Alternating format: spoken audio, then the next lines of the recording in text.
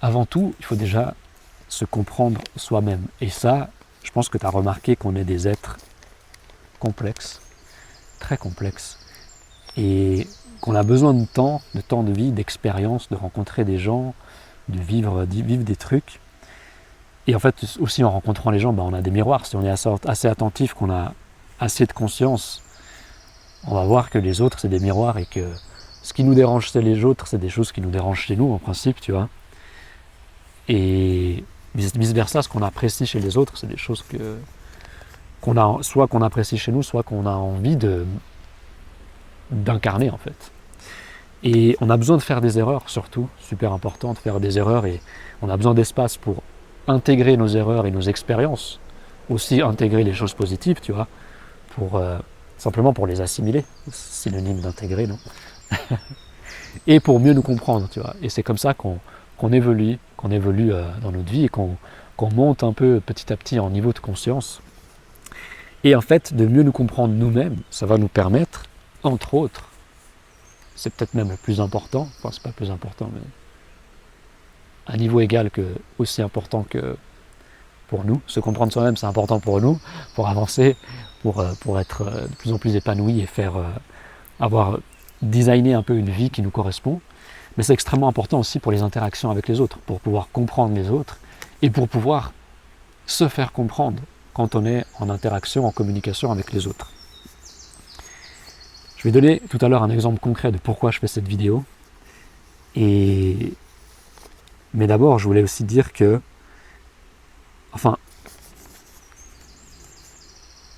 si on prend l'exemple de moi qui fais des vidéos, pour que toi tu me comprennes de l'autre côté de l'écran, là, alors la première chose, la plus importante, c'est moi qui a la responsabilité avant tout de m'exprimer au mieux. Donc si je t'amène une idée dans une vidéo, il faut que je sois préparé. Oui et non, parce que j'ai pas envie, tu vois, si moi je devais me préparer, c'est pour ça, peut-être qu'il y a des gens qui vont remarquer et qui vont peut-être me faire la reproche silencieuse, ou alors ils vont l'exprimer comme l'a fait un certain Mehdi sous une de mes vidéos. Et je le remercie d'ailleurs, mais il y en a qui vont peut-être trouver que, tu vois, je suis pas assez clair et que je devrais préparer mieux mes vidéos, ou les préparer tout court. Mais le truc, c'est que si je les prépare, en fait, il faut que je trouve un entre-deux, c'est ce que j'essaie de faire là avec les quelques notes, tu vois, ici. Mais si je fais trop de préparation, je sors une vidéo par année, tu vois. Et je pense pas que ce serait vraiment une valeur ajoutée. Ce qui est une valeur ajoutée, c'est moi qui galère un petit peu pendant mes quelques douzaines ou centaines de premières vidéos, et après, tu vois, de vidéo en vidéo, je commence à m'exprimer de mieux en mieux. Et en fait, probablement, c'est déjà le cas avec le thème de la rétention séminale qui, je vais juste préciser, n'est pas le seul thème de cette chaîne vidéo, c'est juste un point de départ. Qu'est-ce que je disais ? Oui, en fait, je vais revenir sur certains thèmes. Tu vois, il y a certaines vidéos qui sont, entre guillemets, des versions, enfin même pas entre guillemets, qui sont clairement des versions améliorées de vidéos précédentes. C'est important parce qu'il y a des personnes qui vont pas tomber sur les premières versions. Moi, c'est important parce que je m'exprime mieux de vidéo en vidéo en reprenant des thèmes similaires. Et parce qu'il y a des gens qui vont tomber sur les nouvelles versions aussi en fonction des miniatures ou des titres, tu vois, et puis de la notoriété de la chaîne. Donc, et de l'algorithme du coup. Donc c'est juste pour justifier pourquoi je ne prépare pas à fond mes vidéos et pourquoi je ne fais pas d'édition. Tu vois. Si je me mettais à faire des montages, à couper tous les moments où je bafouille et tout, et à tout regarder à chaque fois mes vidéos pour couper les moments où je me répète ou qui ne sont pas trop intéressants, et franchement, je ne ferais pas de chaîne, il n'y aurait aucune vidéo en fait. J'en ferais 2 et après j'en aurais marre. Ça me prendrait trop de temps et d'énergie de faire les montages, la préparation, régler la lumière, tu vois. J'ai fait un truc là, c'est que j'ai un micro-cravate, tu vois, qui est connecté à l'iPhone. Je pense que ça améliore le son par rapport aux toutes premières vidéos qui étaient enregistrées juste avec l'iPhone, mon vieil iPhone qui a 8 ans là, SE première génération. Je l'ai acheté en 2016. Bref. Mais donc, revenons dans le vif du sujet. C'est mon rôle de mieux articuler, donc tu vois, ma manière d'arriver à mieux articuler des idées, c'est de faire plein de vidéos. Et c'est aussi d'écrire certaines idées, tu vois, j'y pense pendant plusieurs jours. Après, c'est valable pour toi aussi. Hein. Si tu as des idées qui sont importantes pour toi, et que tu veux les communiquer avec des gens, il faut de l'espace. Il faut que tu donnes de l'espace à ces idées pour que sur des jours, des semaines, des mois, des années, tu y penses. Mais tu y penses dans ta tête, tu y penses par écrit, tu y penses peut-être en faisant des vidéos, tu y penses en parlant à des différentes personnes de différentes origines, peut-être même dans différentes langues, ça peut pas mal aider aussi, c'est pas nécessaire. Mais ça peut aider à penser différemment, puis avoir des retours de gens qui sont dans des cultures différentes. Là, je vais trop loin, tu vois, mais c'est quand même méga utile aussi de communiquer et de parler d'une idée avec des personnes de cultures différentes. Mais bon, tu pourrais faire le tour de la France et parler avec que des francophones, des Français, de ton idée, parce qu'ils ont des vécus différents et tout, c'est des personnes différentes, ils ont des âges différents, ils vont avoir une compréhension et un feedback différent, donc ça peut t'aider dans tous les cas. Et donc en parlant, comme moi, disons là on prend juste l'exemple des vidéos, toi tu vas me lâcher des commentaires éventuellement, où les gens vont lâcher des coms, et du moment que c'est pas haineux, parce que si c'est haineux ça sert à rien et à personne, c'est pas du tout utile, mais si c'est constructif, bah, ça va me permettre de mieux, tu vois, ça peut me permettre, toi tu peux me dire dans une vidéo, tiens, tu peux me partager des sujets que tu as envie que j'aborde, qui aura pensé grâce à cette vidéo. Peut-être tu n'as pas compris les trucs que j'ai dit dans cette vidéo. Tu me poses des questions et on va clarifier. Soit je répondrai en commentaire, soit je ferai une vidéo pour y répondre, soit je ferai les deux, tu vois. Et comme ça on avance. Comme ça mes idées elles peuvent s'articuler de mieux en mieux et être mieux compris. Ça me fait penser à Jordan Peterson qui dit que la vérité est un processus. J'adore ça parce que ce qu'il voulait dire, lui, si j'ai bien compris, c'est qu'il adore être invité par des gens, tu vois, et parler avec les gens. Et il donnait des cours, tu vois, à l'université, c'est comme ça qu'il a commencé. Et il a écrit des livres et tout. Mais surtout à travers la conversation et l'oral. Quand il dit que la vérité c'est un processus, c'est parce que justement, il vient avec une idée, il fait une conférence, il fait une interview, et il parle en direct de cette idée. Il est pas, je crois qu'il dit qu'il prépare pas ses... il me semble qu'il dit dans une interview qu'il prépare pas ses interviews. Parce qu'il veut pas arriver avec un discours préparé, tu vois. Lui, il a ses idées. Si on l'invite, c'est parce que on est intéressé par ses idées, tu vois. Donc, il sait déjà de quoi on va parler globalement. C'est de ses idées ou de trucs qui concernent des trucs qu'il a exprimés précédemment, la plupart du temps, ou en tout cas qui sont connectés à ce qui lui tient à cœur.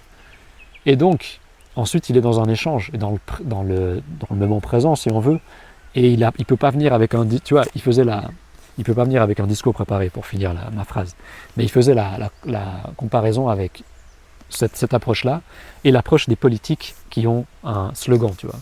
Et il disait même que slogan, ça vient du celtique ou de l'irlandais, je sais plus quoi, ou du gallois, et qui voulait dire en gros que c'est des mots morts, tu vois, un truc du genre.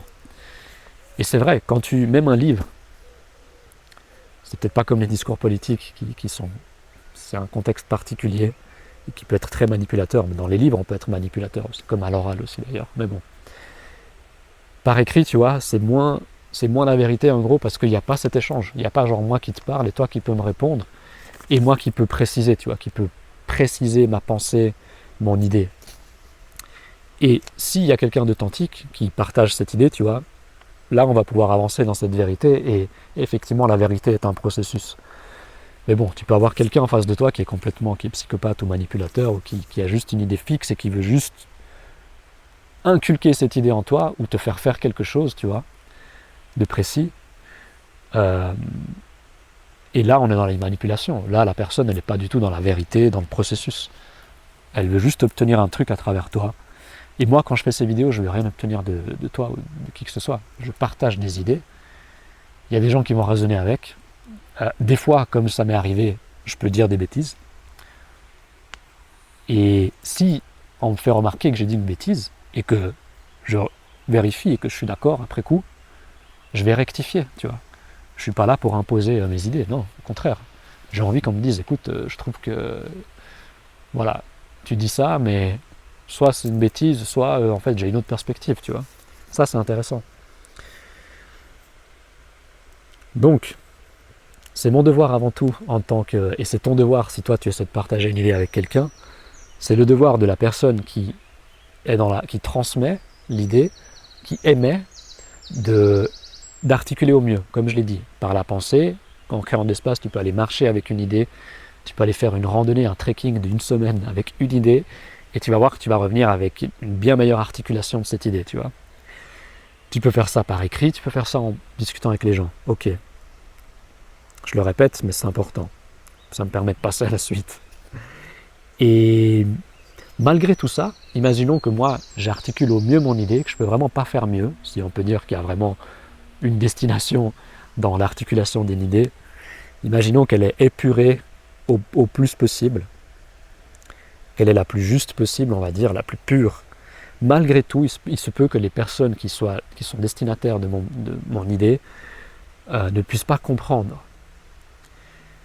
D'une part, il faut qu'elles soient attentives, c'est-à-dire pas distraites, et qu'elles aient assez d'énergie pour recevoir un message ou une information qui peut être complexe à comprendre, surtout si c'est la première fois. Mais bon, encore une fois, c'est le devoir de la personne qui émet d'articuler au mieux. Mais bon, il y a des sujets qui sont juste complexes, tu vois, surtout si on n'a pas été exposé à ce sujet ou à une idée très souvent.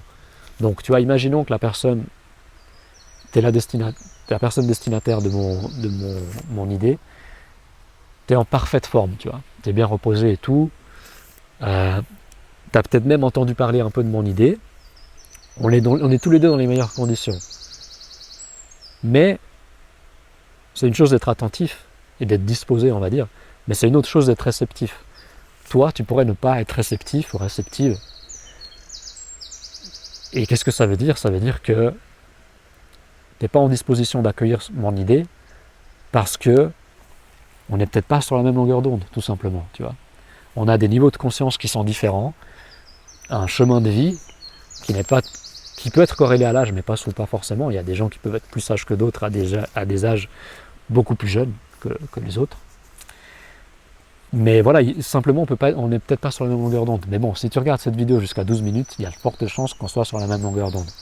Ou en tout cas, que pour cette vidéo, tu vois, ça te parle et que tu sois dans la réceptivité.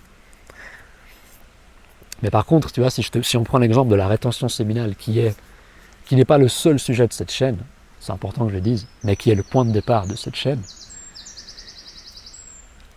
ça va pas parler ça va parler à certains hommes, à d'autres pas, parce que on n'est pas sur la même longueur d'onde, ils sont pas prêts, ou dans cette vie peut-être ils sont pas censés arriver à ce type d'expérience, à transcender leur instinct sexuel, et peut-être ils doivent vivre à fond, rencontrer énormément de femmes, faire plein de rencontres sexuelles pour apprendre quelque chose de ça. Peut-être, tu vois, c'est leur seul moyen d'être intime avec des gens, même si des fois on n'est pas intime forcément. Enfin, faire l'amour avec quelqu'un, avoir une relation sexuelle, ça ne veut pas forcément dire être intime avec. Physiquement, c'est ce qu'il y a de plus intime, mais émotionnellement et intellectuellement, on n'est pas forcément intime. Qu'est-ce que je disais ? Oui, peut-être que cette personne-là, c'est son seul moyen d'avoir une certaine intimité, de se rapprocher des gens, et elle doit vivre ça dans une vie à fond pour pouvoir arriver à ça. Tu vois, peut-être c'est à 80 ans qu'elle va réaliser, c'est bon, je peux arrêter de chercher le sexe, et puis, tu vois. C'est juste pour dire que je suis pas en train de dire que la rétention séminale, et transcender l'instinct sexuel, c'est ce que tout le monde est censé accomplir dans cette vie. Non, c'est à la portée de tous, mais c'est pas forcément le destin de tout le monde. C'est pour ça que pour certaines personnes, pour moi par exemple, quand je te dis tout ça, c'est super facile. La rétention séminale, pour moi, c'est extrêmement facile, mais après 10 ans, j'ai 36 ans, et c'est à 26 ans que j'ai eu la première intuition, la première fois l'intuition, et que je me suis dit, j'ai senti que, je pense que c'est une bonne idée d'arrêter de regarder du porno et de me masturber. Tu vois ? Mais j'ai mis 10 ans pour vraiment réussir à transcender ça. Entre-temps, j'ai eu des périodes où j'y arrivais pendant un certain temps, puis après, je retombais dedans, quoi. Mais bon, c'est pas le thème de cette vidéo, c'était juste pour donner un exemple, pour préciser tout ce que je raconte, et voilà, pour parler du fait que certaines personnes sont réceptives et d'autres pas. Et typiquement, là où c'est difficile de se comprendre encore plus, c'est quand on a un homme et une femme. C'est pas impossible, ça dépend des sujets, mais si on prend de nouveau la rétention séminale et l'abstinence sexuelle, une femme, je pense que, et s'il y a une femme qui regarde ça et qui pense le contraire, merci de laisser un commentaire, mais je pense que aucune femme, ou très rares seront les femmes qui peuvent comprendre pourquoi un homme ferait de la rétention séminale ou déciderait de l'abstinence sexuelle. Te dire que moi, il y a quelques mois seulement, je pensais que les moines qui faisaient vœu d'abstinence, pour autant qu'ils soient honnêtes, vraiment, je me disais, c'est pas naturel, c'est pas normal, tu vois. Et j'ai changé d'avis sur ça, de par mon expérience. Et je comprends, en fait. Je comprends les gens qui peuvent faire ce genre de choix. Mais, donc une femme, dans ce cas-là, une femme peut pas comprendre parce que c'est physiologique. Un homme qui fait de la rétention séminale, c'est une expérience physiologique que la femme, parce que ce n'est pas un homme, elle peut pas comprendre. Tu vois. Par contre, elle peut respecter. Et ces femmes-là, alors je pense que les femmes qui comprennent la rétention séminale pour un homme, ça n'existe pas, parce que ce sont des femmes. Mais les femmes qui respectent la rétention séminale chez un homme, elles existent, mais elles sont rares. Voilà. Je donne juste un exemple pour conclure cette vidéo sur la raison d'être, enfin ce qui m'a donné l'idée de faire cette vidéo, c'est que j'ai fait une erreur sur la vidéo qui s'intitule « Le sexe et l'attraction envers la femme, envers les femmes sont une illusion ». À 3 minutes, j'ai fait une erreur et j'ai rectifié ça par écrit en commentaire sous la vidéo en question. Et c'est ma copine qui, j'étais à côté d'elle à ce moment-là, et je savais pas, elle regardait cette vidéo. Et elle s'arrête, elle me dit, écoute là, tu dis une grosse connerie, quoi, à ce moment-là. Et pendant quelques minutes, elle m'a dit qu'est-ce que je disais et tout, et moi, j'avais pas re-regardé la vidéo, tu vois, enfin, je l'avais jamais regardé après l'avoir filmé, mais j'ai pas tout de suite regardé. On discutait, et puis je lui disais, enfin j'essayais de me souvenir, puis je me disais, mais non, c'est toi qui, tu vois, t'es trigger, il y a quelque chose dans ce que j'ai dit qui déclenche cette réaction en toi, et en fait c'est parce que t'es émotionnel, enfin tu vois, c'est émotionnel, donc c'est pas vrai ce que tu dis, tu vois, je pouvais pas valider ce qu'elle disait parce que supposément je pensais que ça venait de ses émotions. Bon, on se trompe pas toujours quand on est dans l'émotion, hein, c'était juste une très mauvaise supposition de ma part. Et donc j'insiste pendant un moment, tu vois, je suis sur ma position, je lui dis ah mais non c'est toi juste, tu peux pas comprendre, machin, c'est parce que c'est ton vécu, tu avais peut-être été déçu que moi je décide de faire ça. Et elle insiste, elle me dit mais non c'est toi qui es trigger peut-être, tu vois. Puis en fait comment je la sentais, puis je lui disais tu vois mais t'es pas calme et tout, je le sens dans ta manière de t'exprimer. En fait, je pense que c'est juste parce que elle n'était pas à l'aise, tu vois, dans cette situation. Quand on se confronte comme ça, on est très à l'aise, elle et moi. Mais encore, tu vois, selon les cas, ça peut être difficile pour l'un ou l'autre de se confronter sur certaines questions. Bref, je m'étale un peu pour rien là. En gros, j'ai fini par... Après, vu qu'elle insistait, et parce que je suis pas fermé, tu vois, je me suis remis en question après quelques minutes. Je me suis dit, attends, on va vérifier qu'est-ce qu'elle dit, tu vois. Je vais simplement faire l'expérience qu'elle a fait et je vais me regarder en vidéo ces quelques minutes, tu vois. Elle me montre et effectivement, tout de suite, je réalise, je lui dis, t'as raison, j'ai dit une connerie, quoi. Puis en plus, ce qui est drôle, c'est que quelques secondes, enfin, avant de dire ma bêtise, je dis, et si je dis pas de bêtise? Et en fait, j'ai dit une bêtise. Et je disais, voilà, que les hommes perdaient de l'intérêt pour la femme après avoir fait l'amour. C'est une grosse connerie parce que ça peut arriver, mais c'est seulement une certaine race d'hommes, selon ses intentions, qui peut avoir ce genre de réaction. Mais c'est souvent le contraire. Enfin, c'est pas forcément le cas et ça peut être souvent le contraire. D'ailleurs, moi, j'ai vécu le contraire. J'ai rencontré ma copine. Bon, déjà, il faut dire une chose, c'est que j'ai pas eu, enfin, notre relation, notre rien n'a pas commencé par une attraction sexuelle. Ça a commencé par une rencontre en ligne sur une application pour mettre en relation des gens qui font de la musique, pour collaborer. On s'est échangé des messages, on était sur Telegram, on a beaucoup discuté, on a partagé de la musique. Après, on s'est vu, elle avait un copain, tu vois. Et tu vois, le point de départ, c'était pas comme on se rencontre en soirée, et puis j'ai soif de sexe, et puis tu vois, je la désire, je l'objectifie un peu, puis tu vois, ça n'a pas commencé comme ça. Et du coup, après coup, enfin oui, on a fait l'amour après un certain temps, enfin on s'est mis ensemble, elle a quitté son mec, etc. Mais en fait, après l'amour, enfin, c'est pas parce qu'on a fait l'amour que j'ai eu de l'intérêt pour elle davantage après, mais au fil du temps, en apprenant à la connaître et à me connaître à travers elle, en grandissant ensemble, tu vois, j'ai de plus en plus d'intérêt pour elle, en fait. Enfin, de plus en plus d'intérêt, c'est pas forcément un mot très juste dans ce contexte, mais plus d'affection et de... Enfin, elle a de plus en plus de valeur pour moi, si on veut, tu vois. Donc bref, voilà. C'était pour donner un exemple. Un exemple où je me suis mal exprimé. Et pourquoi? C'est là où je veux en venir. On va conclure là-dessus. C'est que j'ai fait l'erreur. Pourquoi je disais ça?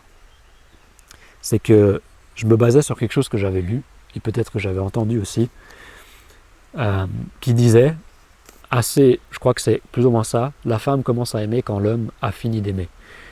Et le problème, c'est que j'ai retiré ça du contexte. Déjà, c'était un contexte particulier. Ça avait été écrit en plus dans les années... je crois que c'était dans un livre de Monterland, Les jeunes filles. Ça avait été écrit dans les années 1920.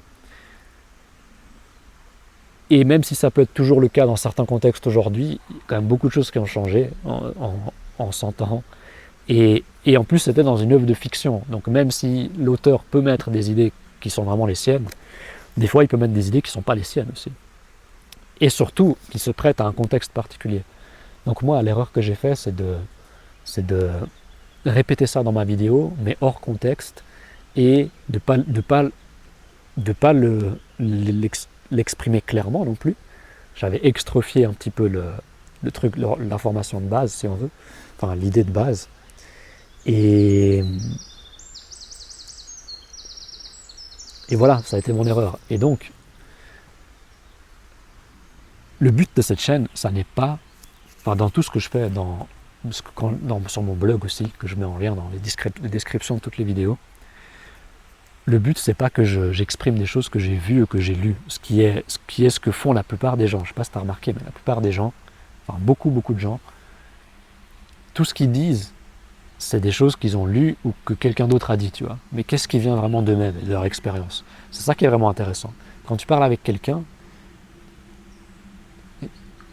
réalise en fait enfin tu peux même lui poser la question, genre qu'est-ce que tu viens de me dire, c'est ton expérience ou quoi? Et le plus intéressant quand on communique entre nous, c'est quand on parle de nos propres expériences, ou alors qu'on partage l'expérience d'un autre, mais de manière authentique, tu vois. Et qu'on dit les choses le plus juste possible par rapport à comment elles nous ont été transmises, tu vois.